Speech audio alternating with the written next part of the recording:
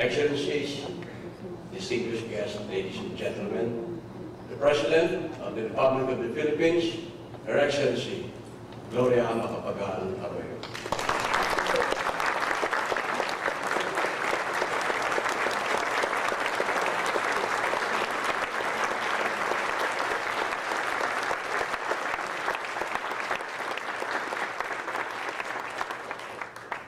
Thank you very much, Secretary Rita, for your introduction. Chief Justice Pangaliban and Mrs. Pangaliban, Speaker de Venecia, Chief Justices visiting us from different parts of the world, Justices of our courts, Justices of the other courts in the other parts of the world, Presidential appointees in the executive branch, Joaquin Mons Amsberg, thank you for World Bank's sponsoring this conference. Members of the Diplomatic Corps, Justice Herrera, and all the other participants, star-studded participants in this Global Forum on Liberty and Prosperity. To all of you, welcome to Malacanang. These all are honored by your distinguished roster of magistrates. And we salute you on your Forum on Liberty and Prosperity, which I think, not coincidentally, is the title of the book of Chief Justice Pangaliban. The judiciary in the entire free world has long been recognized for protecting human liberties. So we are not surprised that there will be a global forum on liberty. But we appreciate liberty and prosperity as the subject of the forum. And we appreciate that the Philippine Supreme Court considers itself an ally of the people in the war against poverty.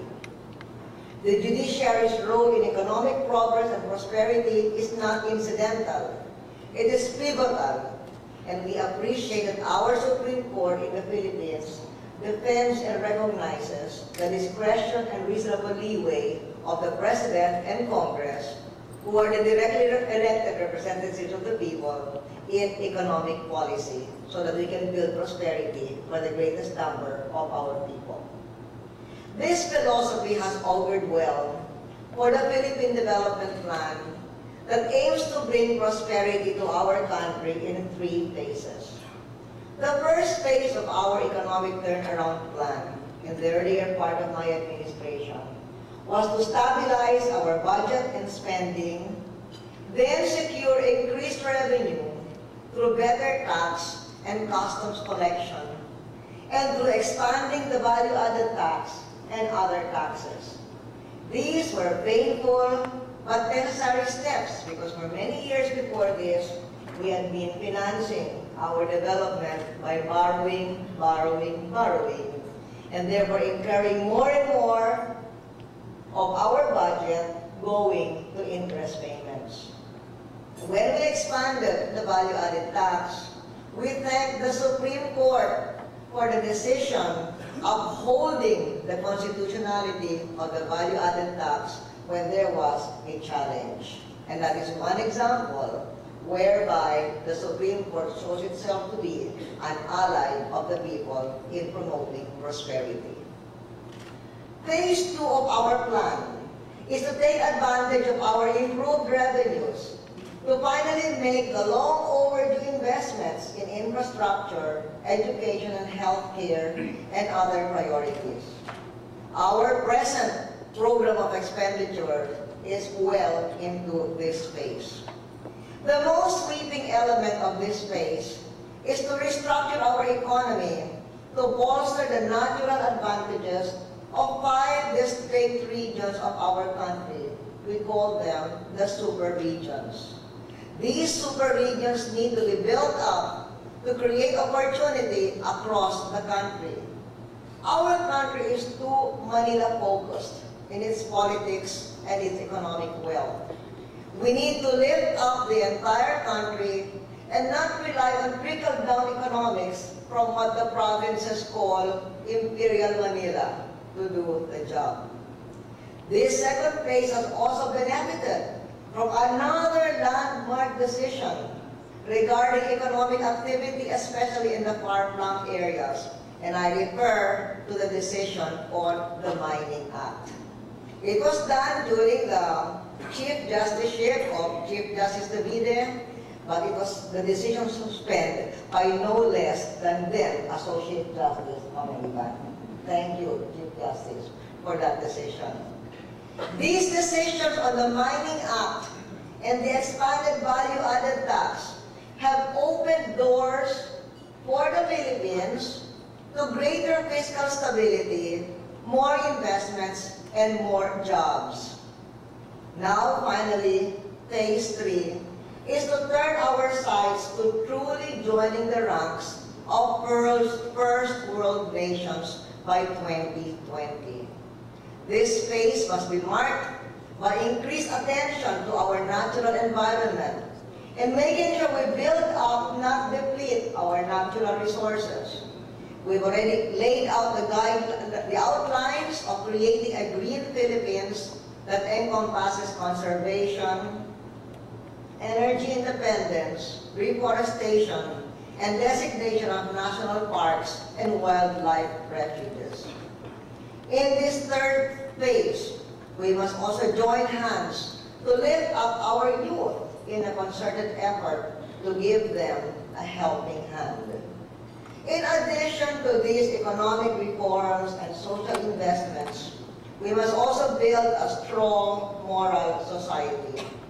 This includes a new campaign to change the culture of violence that is creeping more and more into every facet of life, not just in the Philippines, but all the world over in this day and age of international terrorism. This morning and afternoon, I was in Mindanao, and I had a meeting with the governors of the various provinces of Mindanao. And because they found out I was going to meet the justices, not only of the Philippines, but all over the world, they asked me to give a message to the justices in the Philippines of the Supreme Court. They asked me in their behalf to request the Supreme Court to create special anti-terrorism courts for them. There indeed remain many mountains to climb across the landscape in defending liberty and bringing about prosperity. Poverty is the moral cause of our time. Social justice is not yet available to every man, woman, and child in our land and in many lands. The high global price for oil is pressing on the poor, and the violence perpetrated against journalists and political activists is a moral outrage that must be crushed. While the Philippines has made progress, we will not achieve the rank of a modern first world nation in 20 years unless we address these issues once and for all.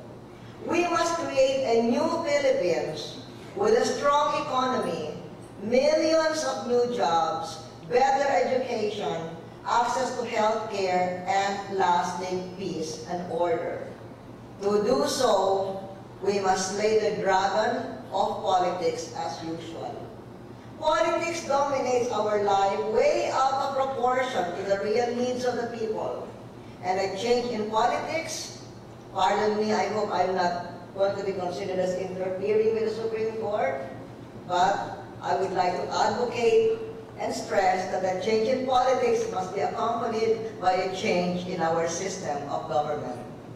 To that end, we seek to amend our Constitution so as to modernize it if we are to build a modern Philippines. Ladies and gentlemen of the judiciary, each of our nations has its own challenges for liberty and prosperity.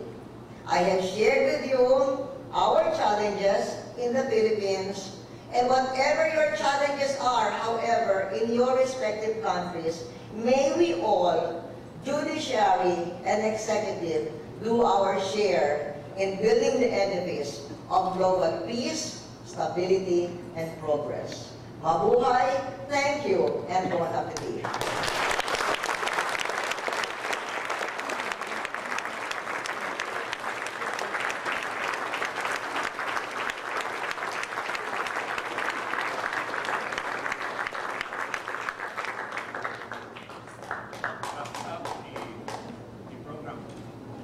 Enjoy your meal. Thank you.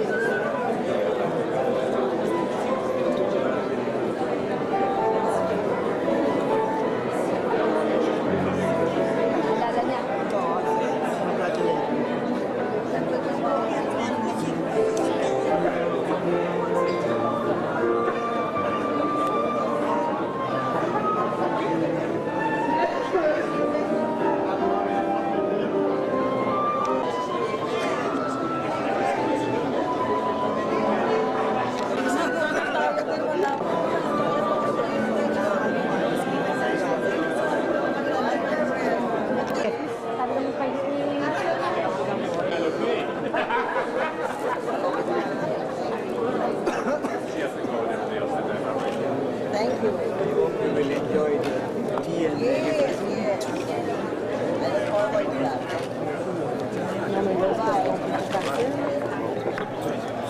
Thank Madam you. President, it's our pleasure. Thank you very much. We're going to enjoy it. Come back to cabinet seats again. Please, thank you. Thank you. Yes, how are you? Thank you. Thank you. Thank you. Thank you. welcome to the party. Yes, yes, I'll be there next week. You have to.